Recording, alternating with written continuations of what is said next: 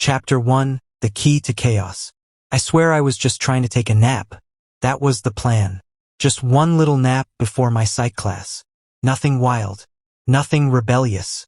Definitely nothing that involved Mason Reyes, my ex, the new RA of Huxley Hall's second floor, and apparently the poster child for emotional damage in gym shorts. But fate's got jokes. It all started with a sandwich. I had just moved into Huxley Hall, still high on that new college, new me buzz.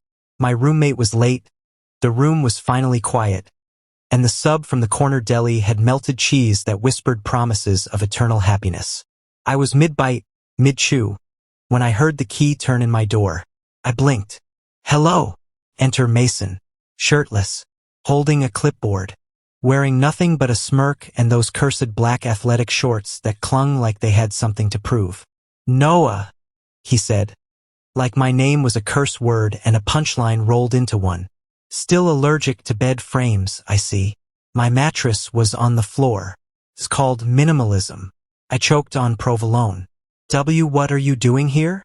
I coughed, grabbing the nearest water bottle like it could protect me from the storm of memories and bad breakup energy rolling off him.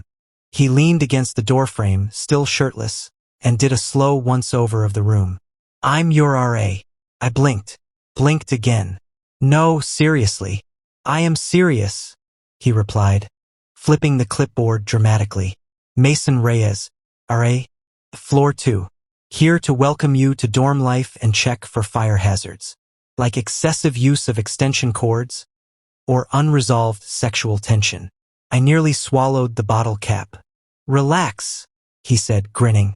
I'm just here to drop off your spare key and remind you that scented candles are against the rules. I gawked at him, because what else do you do when your ex shows up looking like a Calvin Klein ad and delivers sarcasm like it's his major? Also, he added, walking past me like he still lived in my space, I'll be holding mandatory floor meetings every Tuesday, which unfortunately falls during your precious nap hour. How do you? I know everything, he said, spinning on his heel. I'm your RA. That means I have power and access. He tossed the spare key onto my desk. It landed with a loud clink, and then he was gone, door swinging dramatically shut behind him.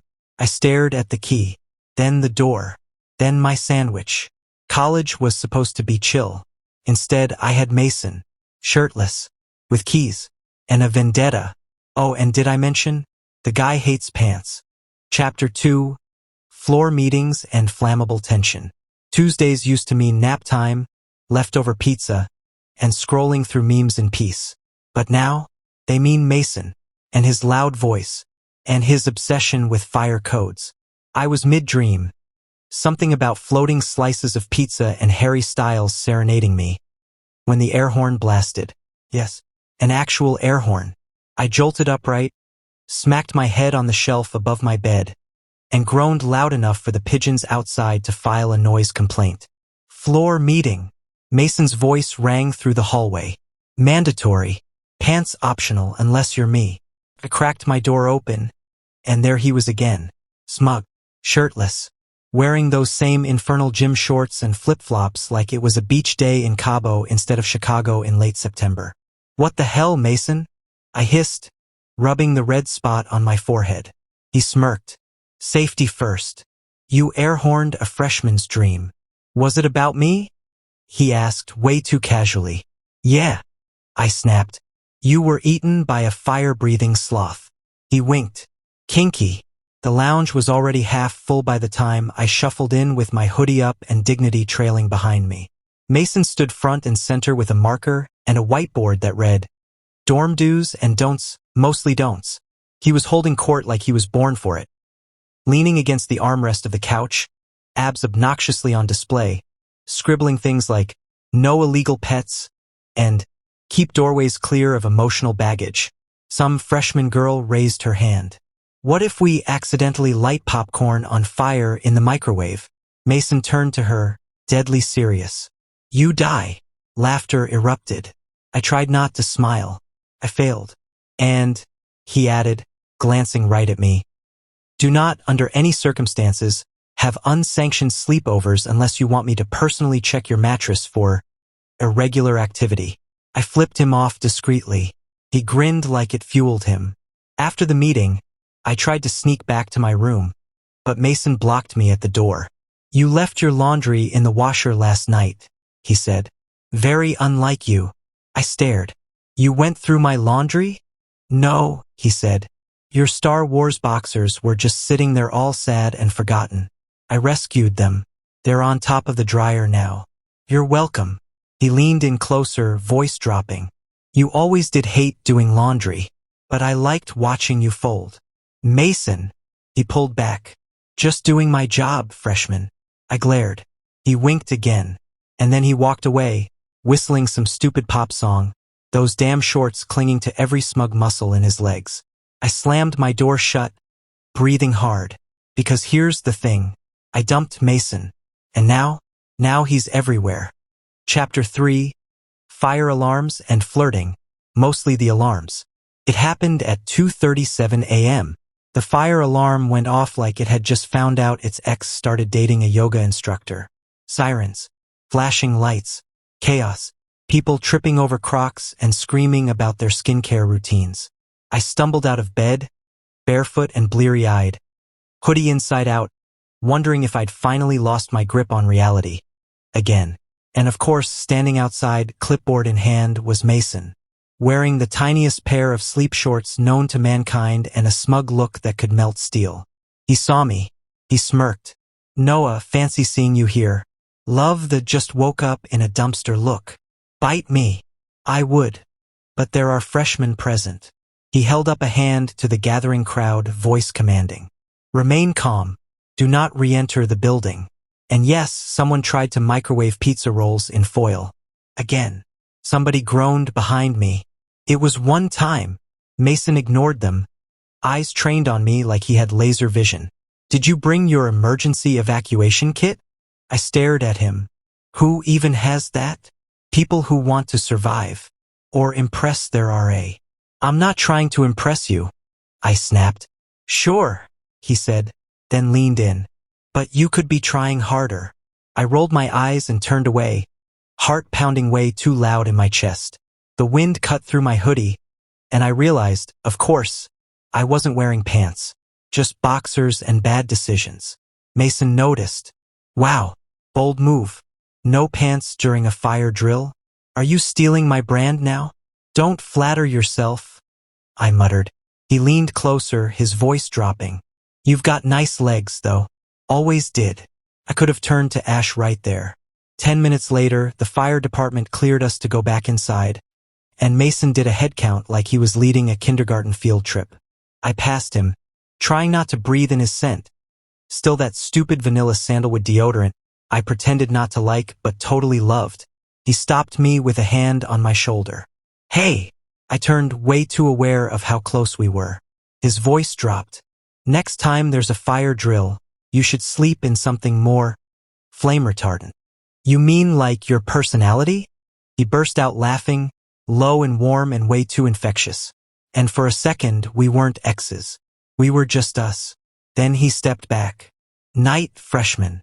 I walked back to my room, trying to ignore the heat under my skin. Not from the fire alarm. From him. Chapter 4. The Jealousy Fire Drill. It all started with a guy named Devin. Tall, artsy, wore chunky rings and vintage jackets that smelled like a thrift store in danger. We met in intro to creative writing, and he said my poem about pizza rolls and abandonment was hauntingly vulnerable. Naturally, I agreed to coffee. Naturally, Mason lost his damn mind. It wasn't immediate. At first, he was subtle. He stopped barging into my room shirtless, a miracle, started using my actual name instead of freshman, and even ignored me at the next floor meeting. But by day 3 of me and Devin exchanging maybe flirty, maybe just stridorly texts, Mason cracked. It began with a knock. Not a casual one. An RA knock. Sharp. Official. Aggressively 3 times. I opened the door to find Mason holding a clipboard, wearing his RA polo shirt and, predictably, no pants. "Room inspection," he said coolly. I crossed my arms. "It's midnight." "Exactly. Peak fire hazard hours." "You're making this up." He pushed past me like he paid rent. "Whoa. Is that 2 power strips plugged into the same outlet? I groaned. Mason. He turned, voice sweet and poison-laced. So, tell me about Devin. I blinked. Excuse me? The guy. Devin. Ring fingers. Smells like clove cigarettes and commitment issues. I narrowed my eyes. You're jealous. I'm concerned, he said. As your RA. And your ex mostly the first one. But also the second one. Very much the second. Mason. He stepped closer. Does he know you snore when you dream about stress? That you make tea when you're sad? That you listen to Taylor Swift when you're pretending to study? I glared. You lost the right to bring up my playlists when you dumped me via text and replaced my Netflix password with Goodla Closer. That was clever. That was evil.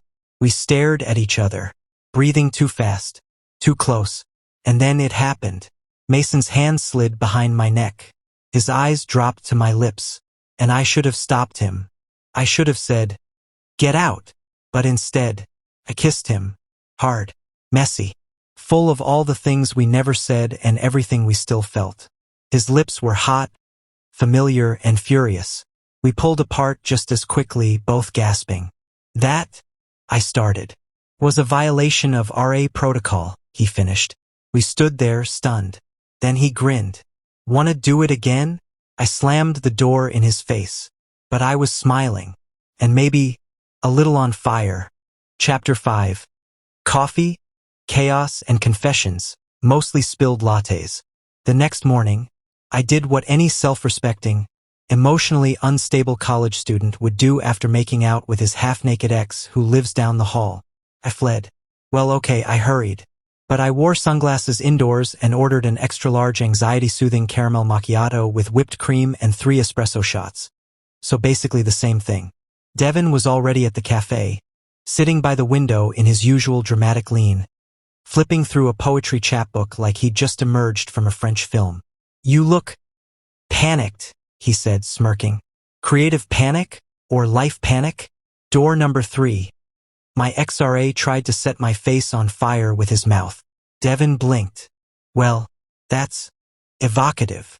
We sat down, and I tried to focus on literary analysis instead of Mason's lips. Devin talked about metaphors. I thought about collarbones. Devin quoted Rumi.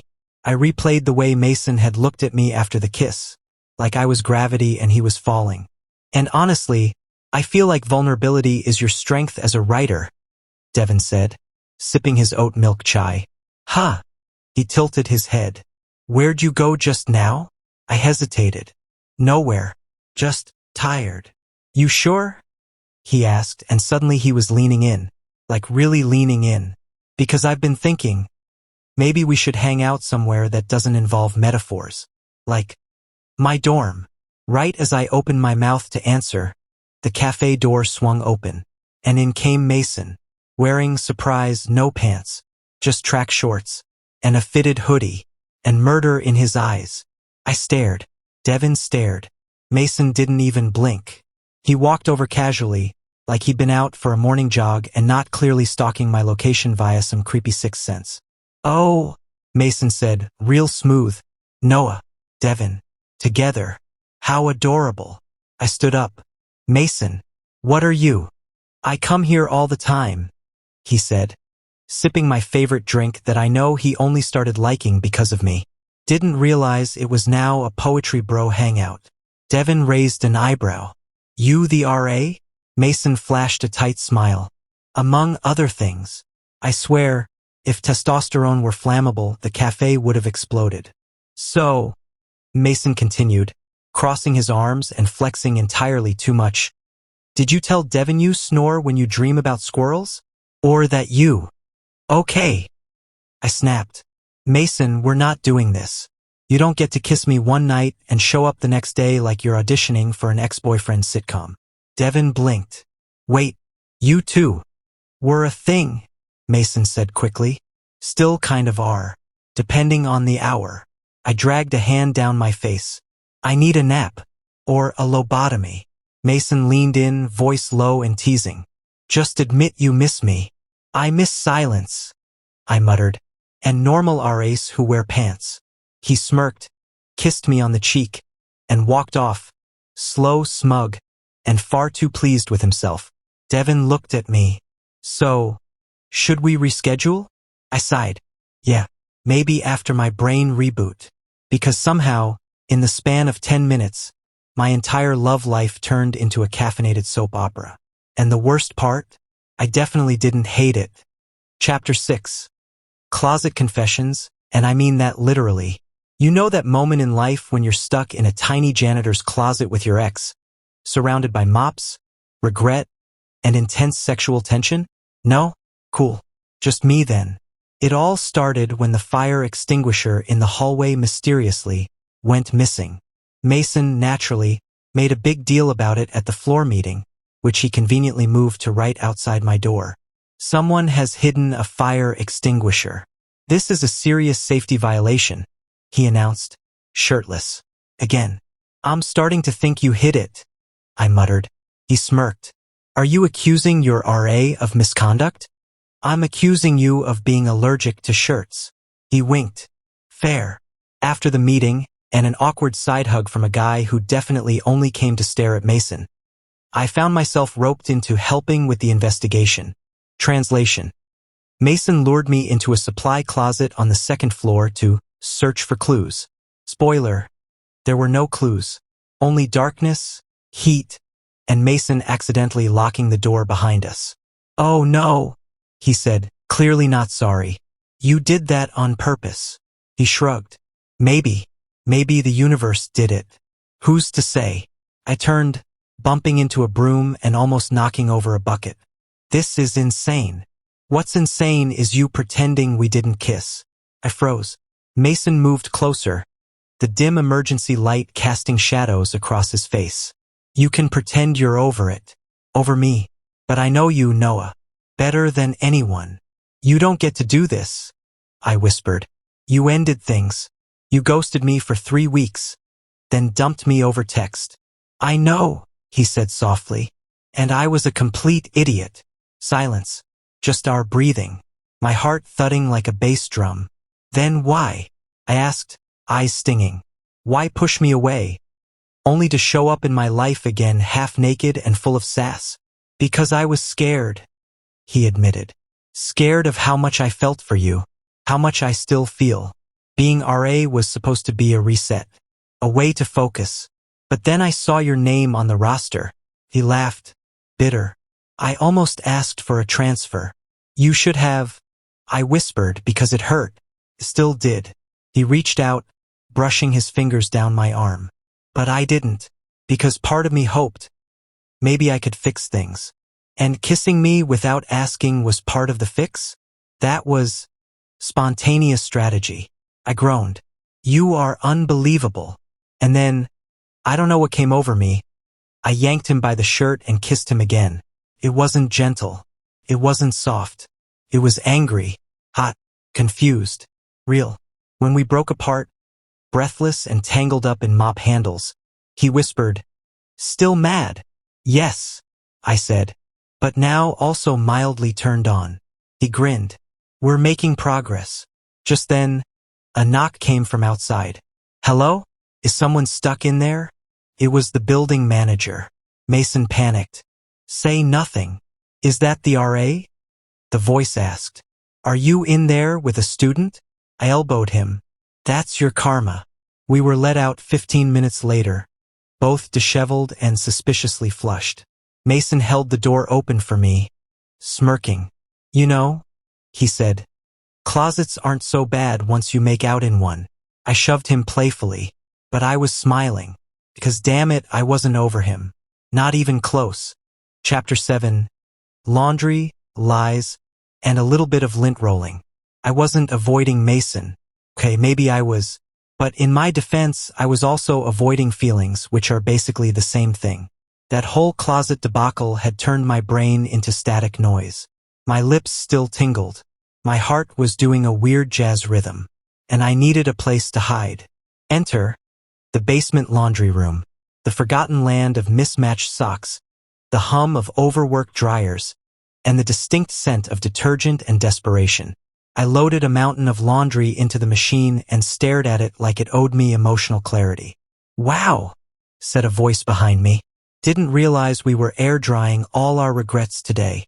I flinched so hard I almost threw a sock at the wall. Mason, in sweatpants, still no shirt, carrying exactly 2 items. A single hoodie and what I think was a towel. "You don't own a hamper?" I asked flatly. He grinned. "I like to live minimally. Also, I needed an excuse to check on you." "I'm fine. You've been dodging me for 3 days. You even skipped the floor movie night. We watched Clueless. That's practically a hate crime." I sighed. "Mason."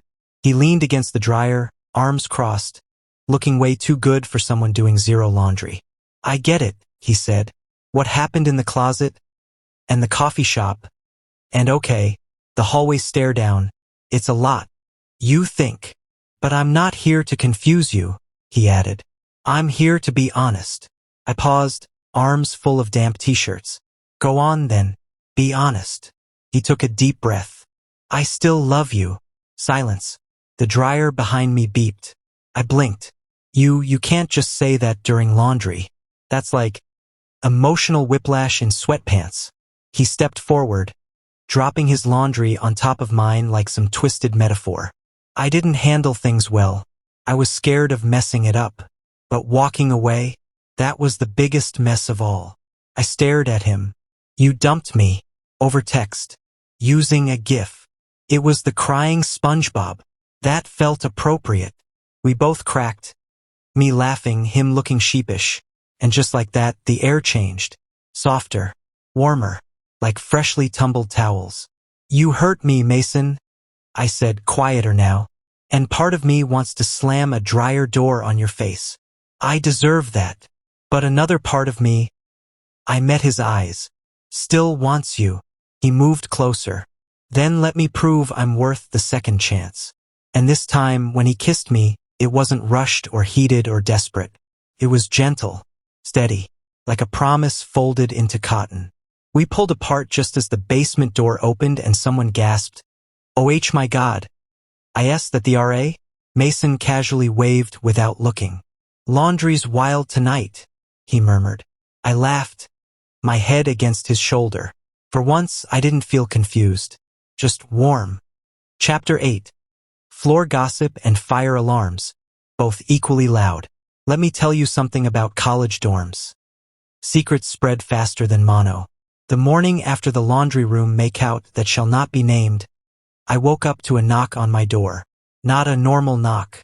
A rhythmic, gossipy knock. You know the type. I opened the door to find Tasha, our resident floor detective, holding a glittery notebook and a very aggressive iced coffee. "So," she said, eyes gleaming, "how long have you and Captain No Pants been back on?" What? I don't how. Girl from 2B saw you swapping spit between rinse cycles," she said, sipping. "It's all over the group chat." "There's a group chat?" "There's 3. She shoved the notebook at me. "This is your couple name poll. So far we're leaning toward No Sun or Manoa. Oh, also, someone made a meme of Mason holding a laundry basket that says, 'I sort whites but never my feelings.' You're basically floor famous now." I slammed the door and screamed into my pillow. 10 minutes later, Mason knocked. Because of course he did. I cracked the door open. "Did you know we have a fan club?" He grinned. "Do they sell t-shirts? I'd buy one." "Can you please be slightly panicked? This is humiliating." "It's adorable." He stepped in, tossed his usual hoodie on my desk chair, and flopped onto my bed like he lived here. Honestly, he kind of did. "Noah," he said gently, "I know this is weird, but I'm not embarrassed to be with you." My heart did a full Olympic cartwheel. "But you're my RA," I said. "We could get in trouble." "I already emailed the housing advisor," he said. "Told her we were seeing each other, and I wanted to step back from being your direct RA." I blinked. "Wait, seriously?" "Yeah, I got reassigned to the 2nd floor." "Why didn't you tell me?" "I wanted to surprise you, ethically." My chest tightened in the best possible way. "You really like me, huh?" He smiled and reached for my hand. "Like you?" No, I'm obsessed. Before I could melt into a puddle of awkward gay joy, the fire alarm blared. You have got to be kidding me, I shouted over the siren. We scrambled into the hallway, me in socks, Mason somehow still barefoot. Why is he never wearing shoes? And the entire floor pouring out with a mix of confusion, suspicion, and pajama-clad chaos.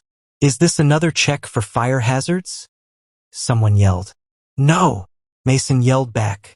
I swear this one's real. Turns out, someone, definitely not jealous Devin, had accidentally microwaved a bag of popcorn for 9 minutes and then left the scene like a crunchy arsonist. We ended up outside in the freezing Chicago air, huddled under emergency blankets. Mason sat behind me on the grass, wrapping his arms around my chest like I was his favorite space heater. I think you're good luck, he whispered into my ear. Says the guy who set my life on fire. Exactly. You burn so bright, babe. I rolled my eyes. That's so cheesy. He kissed my cheek. And yet, you're smiling. I was, and maybe, just maybe, I didn't care who saw. Chapter 9. Nerf Wars, Jealous Exes, and Accidental Love Declarations. If you think dorm-wide Nerf Wars are chaotic, try being in one while dating your ex who is no longer your RA but still walks around shirtless like a Greek god with a grudge. Welcome to my Tuesday night. It started with a random flyer slipped under my door. Cupid's Revenge. Nerf War Edition. Bring your weapon. Trust no one. Love is war. Apparently, Tasha and the group chat bandits had organized a matchmaking-themed battle. The prize? The winners got a free Valentine's dinner reservation at the campus steakhouse. Meet me halfway. Mason barged into my room, holding a bright pink Nerf gun. We're partnering. Obviously. You're not even on our floor anymore. He smirked. Doesn't mean I can't invade. We met in the common room, which had been transformed into a battlefield. Forts made of beanbags, love songs blaring ironically, and students in sweatbands whispering betrayal strategies. That's when I saw Devin. You remember Devin, right? Shirt tucked in, permanent scowl, deeply jealous of Mason's biceps? Yeah. He was there, and he had teamed up with Tasha. Dangerous combo. Oh look, Devin sneered, loading foam bullets. The ex-boyfriend and the ex-RA. How poetic. Still bitter you lost the towel-throwing contest? Mason shot back coolly. Devin's eye twitched. The battle began. There were screams, foam, ambushes. Someone got tackled into a popcorn machine. Mason and I ducked behind a flipped couch. I think Devin's trying to assassinate you, I whispered. Let him try. Mason grinned. I've got you. I rolled my eyes, trying to hide the way my stomach flipped. That line only works if you're in an action movie. Or a rom-com with weapons. We peeked over the couch and boom, Nerf ambush. I took a bullet to the forehead. Nua, Mason screamed, dragging me down dramatically. Stay with me. It's foam. I'll avenge your squishy death. He jumped up, fired wildly, and took out 3 people, including Devin, who dramatically yelled, You may have won the war, but you won't win his heart. Mason didn't hesitate. I already did. Silence. Even the foam bullets stopped midair. My eyes widened. Dude. He blinked, realizing what he said. You already won my heart? I echoed, smirking despite myself. Okay, I panicked. The moment needed drama. So, you didn't mean it? He looked at me. Serious. Soft. I did. I do. My heart forgot how to function. Tasha shouted. We have a winner. And they're making out behind the couch. The room erupted into cheers, applause, and a few boos from the heartbroken. Sorry, Devin. Mason turned to me, his voice low. So, dinner at Meet Me Halfway? I smiled. Only if you wear a shirt. No promises. Chapter 10. Confessions, contracts, and zero pants. Obviously. So, here's the thing about winning a couple's dinner at a steakhouse called Meet Me Halfway. They actually expect you to show up as a couple. And for once, we did. Mason wore a shirt. Not a full button-up or anything fancy. just a crisp black tee that clung to him like it was in love.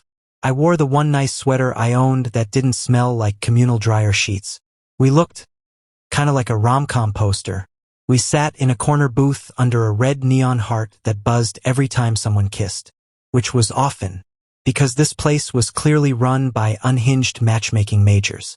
So, Mason said, stabbing his mashed potatoes, we survived dorm gossip, fire alarms, Tasha stalking, Nerf warfare, and my complete inability to own pajamas. And yet, I said, sipping water dramatically, here we are, not even dead. He chuckled. Not even single. That, it hadn't been officially said out loud. We'd kissed, flirted, made out behind dryers, but the label was still dangling in the air like a participle no one wanted to commit to. Until now. I leaned in, heart thudding. Are you saying we're together? He looked up. Serious. Steady. Noah, I've been yours since sophomore year chem class. When you spilled grape soda on your notes and cursed so loud the TA cried. I choked on my breadstick. That's the moment? It was honest. You were a mess. I liked your mess. I laughed, cheeks hot. You're such a sap. I love you, he said. Just. The buzz of the neon heart over us intensified like it knew something big had just happened. I love you too, I whispered. And then, just when I thought the moment couldn't get cheesier, Tasha popped up from behind the salad bar with a clipboard. Contract time, she shouted. What? She waved papers. As the floor cupid, I legally declare you boyfriends. Sign here and here. I laminated the cover. Mason, completely unfazed, took the pen and signed. Finally, a contract binding Noah to me and my pantless lifestyle. I groaned. This is why I have trust issues. But I signed, and the entire restaurant cheered. Later that night, we walked back to the dorm under the flickering Chicago streetlights. Mason's hand found mine like it always did. Casually, confidently, like it belonged there. And when we got to my door, he leaned in and murmured, Want to celebrate this new boyfriend status with a movie? Sure, I whispered. What are we watching? He grinned wickedly. Clueless. We owe Tasha. I unlocked the door. You're not gonna wear pants, are you? Not a chance. And just like that, my freshman year turned out exactly how I didn't plan it. But somehow, exactly how it was supposed to go. Messy, chaotic, romantic, hilarious, and full of the boy I never stopped loving.